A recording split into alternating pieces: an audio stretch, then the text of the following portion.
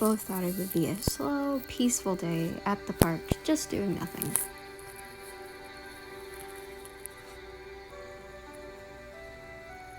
And then, all of a sudden, you and Kane were being dragged back to the Mafia building and shoved into a room. It was very awkward in the room. You noticed that Kane ended up in her regular clothes when she worked, and you wondered how the heck that happened because the two of you basically teleported here. You also realized that it had happened to you, but apparently it was very minuscule when the two of you felt the eyes on the two of you.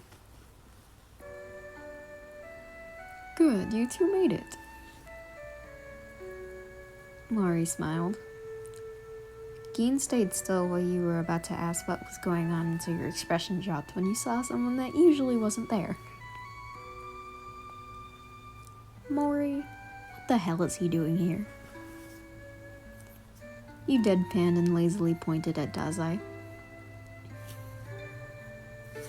I asked him that too, but it seems he doesn't want to answer.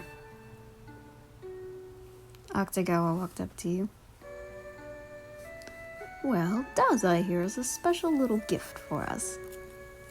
He smiled and stood up. Yep, we're all going to Disney! He stated, and Chuya had an instant reaction. What? He growled and the three of you stepped back. Dazai hummed in response. You looked at Geen for an explanation of some type, but she also looked confused.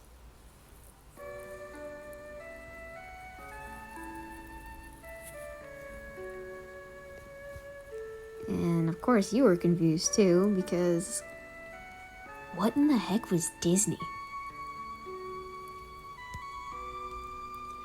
You then took note of the rest of the people that were in the room. Elise and Kyoko started silently freaking out about going to this Disney place. And the weird tiger and Rompo. He got the both of you stuck in a book once, and then you became friends. And the other guy with the notebook stared at Dazai like he was crazy. Which he was, but that wasn't the point. Alright, we're going to this place, but mind telling us when and why? You spoke up before things got quiet and then really awkward. Well, I figured that some of us need a break. He said this while looking directly at Chuya and the notebook guy. Chuya growled and then looked away. And why not take a break with the people that you hate the most? He smiled, and basically everyone burned holes into Dazai as they glared. I've got tickets, so let's go. He pulled out 10 cards. Where did you even find the money for those? Chuya and Ponytail said.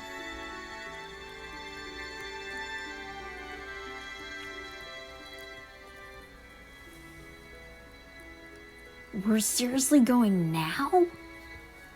You asked, and again you were swept away to the unknown place called Disney.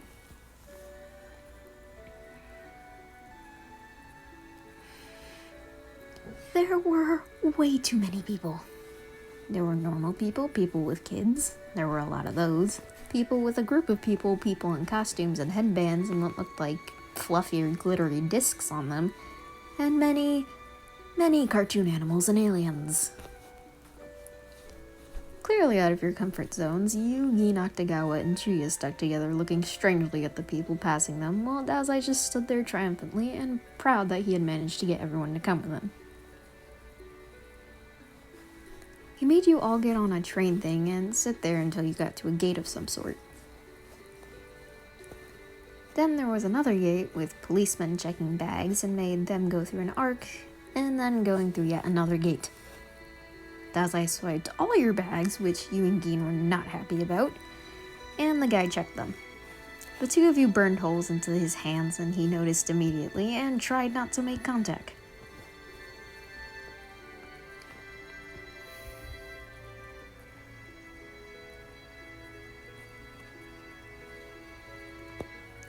Once he gave you your bags back, Elise and Kyoka stepped to the side while the rest of you were pushed through the arc. Dazai then pushed you through what you thought was the last gate, but then there were two more gates you could see, and you were now on a metro rail. How did...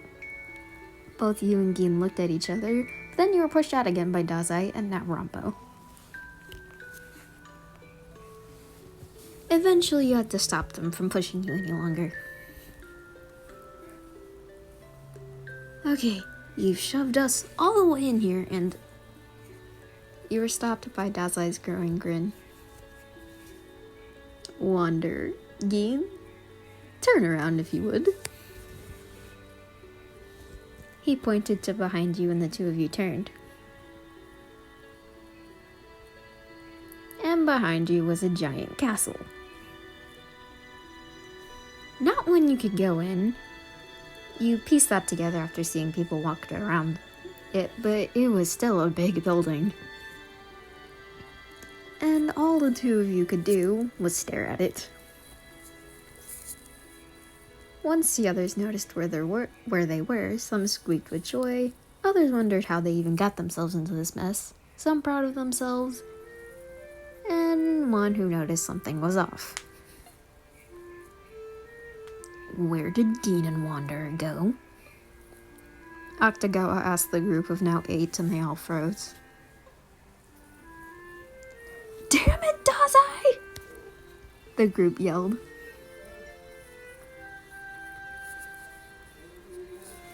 You were pretty sure that you and Gin went on every ride, even with the waiting times. You both also went to almost every store and bought the things that caught your eyes the most. What you ended up with was a giant fluffy blue alien, those headbands that almost everyone was wearing, various snacks that you were probably going to get sick from later, a few shirts, and some other things. The sun was setting now, and the both of you had found a place to sit down, though you weren't sure where you were. Today was fun, you heard Gin say. It still kinda surprised you every time she did speak, because she barely ever does. Yeah. You smiled and looked down. Hey. You asked. And she looked at you with a what is it, Say you really liked someone that you worked with and you really wanted to tell them that you liked them, but you just have no idea how the hell to tell them, so you just keep it bottled up until you finally try and tell them. Would you keep it subtle or just go in straight like an idiot and kiss them? That was a fairly long question, wasn't it?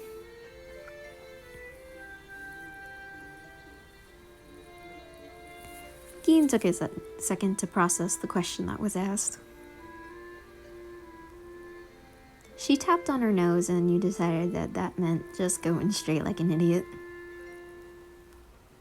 You giggled, which was strange to her, because you also barely ever giggled. Alrighty then. You laughed and got close to her. She blushed and squeaked and backed up a little bit. And you pecked her nose. And because of the mask, it wasn't direct. You pulled away and laughed at her completely frozen form.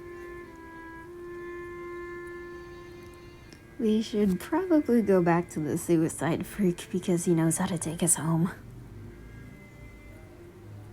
You scowled playfully at nothing, and Gin finally snapped out of it. She laughed nervously, but softly as she nodded.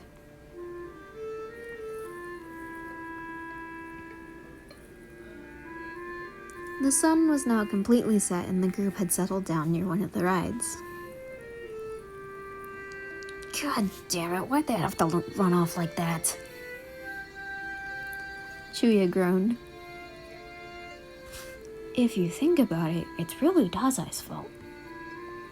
Atsushi wondered aloud, but then immediately shut himself up after realizing what he had just said. Chuya nodded in agreement, and Dazai already knew he had lost the conversation. What is that? Kunikita pointed to a big, blue, fluffy thing. Well, Kunikita, it seems to be a large, blue, stuffed animal. Dazai observed and got a glare from Kunikita. You nudged Gin to tell her that you had both found your group again. Gin, Wonder, wherever did you go? We were so worried. Dazai whined, but then got hit on the head by Kunikita, Chuya, and Octagawa. It's your fault that they ran off like that. Chuya barked. You laughed and Gin held her hands out for the giant stitch. You gave it to her and suddenly there was a boom and everyone got their guard up except for Dazai. You relaxed once you saw the sparkles. You smiled and looked at Gin one more time. She cuddled the stitch and looked at you from its head. Your mind just blocked everything out just to stare at the beautiful being in front of you.